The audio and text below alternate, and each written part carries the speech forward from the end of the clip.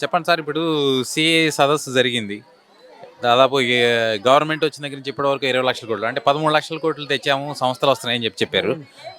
అవి మీరు చూసారా? వాటి మీద మీ అభిప్రాయం ఏంటి? ఏముంది అవేం ప్రజలకేం ఖర్చు పెట్టినట్టుగా ఏం లేదు.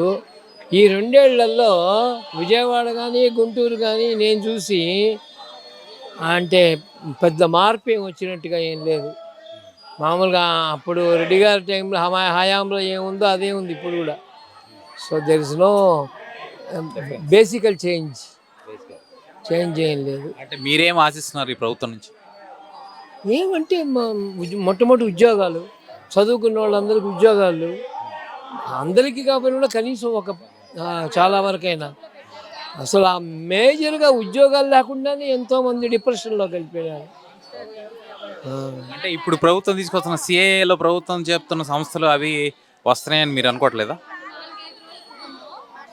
హుహు. అంటే సభ నిర్వహించాక ఇవి వస్తాయి కదా! ఎంఓయూలు చేసుకున్నారు. వాటిలో సగమైనా రాకుండా ఉంటాయంటారా? లే రావు ఇది కాదని కాదు. వచ్చినా కూడా వాళ్ళకే వెళ్తూ ఉంటాయి. మామూలు ప్రజలకు లేకుండా పోయినాయి. అంటే పెద్ద సంస్థలు పెట్టి అలా వీళ్ళు ఇచ్చేవి కాదు కదా! అవి సంస్థలే సెలెక్ట్ చేసుకుంటాయి. సంస్థల్లో కూడా ఈ కాలంలో ఎక్కడ మీకు న్యాయము, ధర్మం అవన్నీ సిన్సియారిటీ ఉంది చెప్పండి. అక్కడ కూడా మన వాళ్ళు జొరబడి ఈయన మా మేనమా కొడుకు, ఈయన మేనమా అల్లుడు అవే అట్లాంటి ధోరణిలోనే వెళ్తున్నారే కానీ ఒక ట్రాన్స్పరెన్సీ అని ఒట్టి కాగితాల్లోనే ఉంది. Not on the public practical. అంటే ఎంఎన్సీలు అలాంటి విధానాలు పాటిస్తే అవి నష్టపోతాయని వాడికి తెలుసు కదా! నష్టం, లాభం అంటే ఇప్పుడు 100 మంది చోట 10 మందో లేకపోతే 20 మంది అమ్మారున్నారు అనుకోండి వీడికి అమ్మారి పెద్ద ప్రాబ్లం ఉండదు. అంటే 90 మందికి వస్తాయి కదా బయటోళ్ళు. అలాగే ఒక విషయాన్ని చెప్తున్నా. 80 మంది పనిచేసే వాళ్ళు ఉంటే 20 మంది పని చేయని వాళ్ళు ఉన్నారనుకోండి వీడికి ఇది రేషియో ఇప్పుడు తెలియదు, ఫ్యూచర్లో తెలుస్తుంది. అంటే 2 ఏళ్లలో పూర్తి చేస్తామని చెప్పి సంస్థలు చెప్తున్నాయి. ఇప్పుడు ఒప్పందాలు చేసుకున్నాయి అన్నీ. అవి మెటీరియలైజ్ అవుతాయి 2 ఏళ్ళు అని చెప్పి గట్టిగా చెప్తున్నారు. ఒక పక్కన ఆ మాట అంటూనే ఉన్నారు, ఇంకో పక్కన వందల మంది వేల మందిని తీసేస్తూనే కూడా ఉన్నారు. ఫర్ ఇన్స్టెన్స్ టీసీఎస్ వాళ్ళు, అమెజాను, మళ్ళీ ఇంకా ఇట్లాంటి చిన్న కంపెనీలన్నీ చూశారంటే మీరు ప్రతిరోజు ఇవే చదవడానికి వింటున్నాం. ఆర్టిఫిషియల్ ఇంటెలిజెన్స్ సాంకేతికత కానీ సరే, లేదా ఆటోమేషన్ అని అంటే మనుషుల పని వాళ్ళని తగ్గించేది అదొక వ్యవస్థ ఏర్పడుతుంది. అది కూడా కాదు. ఇప్పుడు వీళ్ళు సెంట్రల్ గవర్నమెంట్ కానీ వీళ్ళు కానీ ఎవరైనా సరే అనౌన్స్ చేస్తున్నారు, ఇన్ని వేలు ఇస్తున్నాం, ఇచ్చాము, అది ఇది అని. కానీ ఎక్కడ ఎవరికి తెలుస్తుంది ఎవరికి ఇచ్చారు, ఎంతమందికి ఇవ్వలేదు, ఎంతమంది వచ్చారు అనేటటువంటి మాటే లేదు. ఊరికనే ట్రాన్స్పరెన్సీ అంటున్నారే కానీ నిజమైన ట్రాన్స్పరెన్సీ ప్రజలకు ఎక్కడ తెలుస్తూ ఉంది? అంటే ఆ వ్యవస్థను మీరు ఎక్కడ గమనించారు?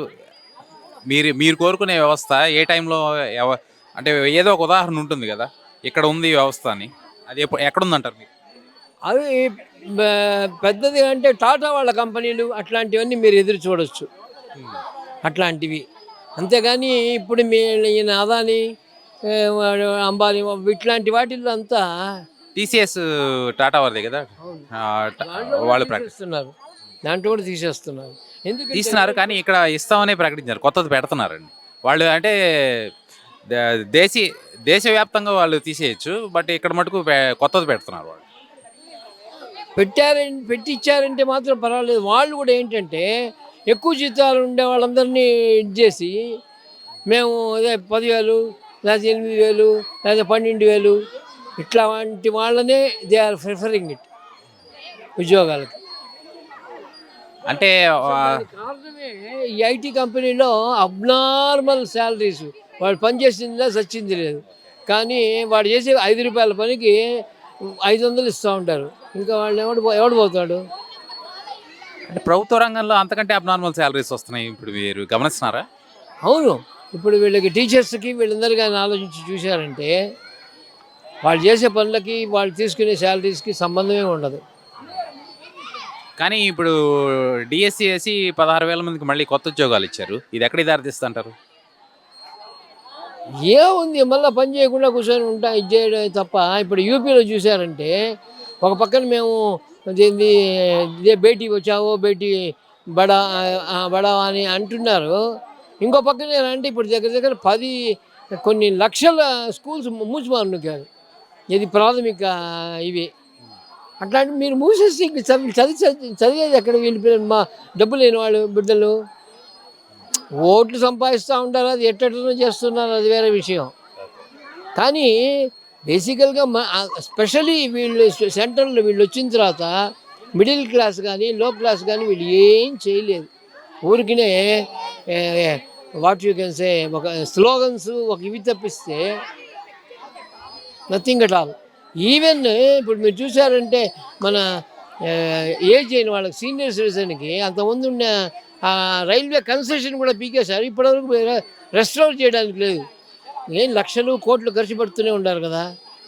ఎక్కడ తక్కువ? ఇప్పుడు బీహార్ ఎలక్షన్స్ తక్కువ ఖర్చు పెట్టారనుకుంటారు మీరు? వాళ్ళకి చెయ్యాలనే లేదు. మొట్టమొదట they are always in favour of corporators. అంటే ఓవరాల్గా ఈ సంస్థల మీద మీ అభిప్రాయం ఏంటి? సిఐఏ సంస్థలు ద్వారా వస్తున్న సంస్థలు దాదాపు ఓవరాల్గా 13 లక్షల కోట్లు. కంపెనీ కానీ మిట్టల్ కానీ టాటా వాళ్ళు కానీ వీళ్ళందరూ పాత వాళ్ళంతా దే ఆర్ స్టాండర్డ్. ఇప్పుడు కొత్తగా పుట్టారు కదా వీళ్ళు, మా మేనమామలు. వాళ్ళే చెప్పేది ఒకటి చేసేది ఒకటి. ₹1,00,000 1,00,00,000 ఎవడో ఇన్వెస్ట్ చేస్తాడు అంటున్నాడు ఆంధ్రాలో. ఏది అదాని. వీడు అప్పు తీసుకుని వచ్చి ఇక్కడ వీళ్ళు ఇన్వెస్ట్ చేసేది ఏంది?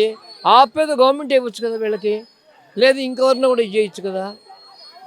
గవర్నమెంట్ వాడికి అప్పిచ్చి వాడు మళ్ళీ ఇక్కడ ఇచ్చేసి ఎన్ని మ్యానిపులేషన్. అంటే మీరు ఇప్పుడే అంటున్నారు కదా టీచర్లకి ఎక్కువ జీతాలు ఇస్తున్నారని. గవర్నమెంట్ పెడితే కనుక ఎక్కువ జీతాలు ఇవ్వాల్సిందే కదా. ఎవడి నేననేది వాళ్ళు చేసే పనికి తగ్గట్టుగా ఇవ్వండి జీతాలు. అది ఒకసారి పెంచిన తర్వాత ఇంక తగ్గదు కదా సార్. అదే స్థితి దేశంలో. ఒక ట్రైన్ ఒక చోట ఆగుతూ ఉందంటే అక్కడి నుంచి క్యాన్సిల్ చేసి ఇంకోసి ఇక్కడ ఇది చేయడానికి వీలే కాదు. అది ఖచ్చితంగా ఆపాల్సింది.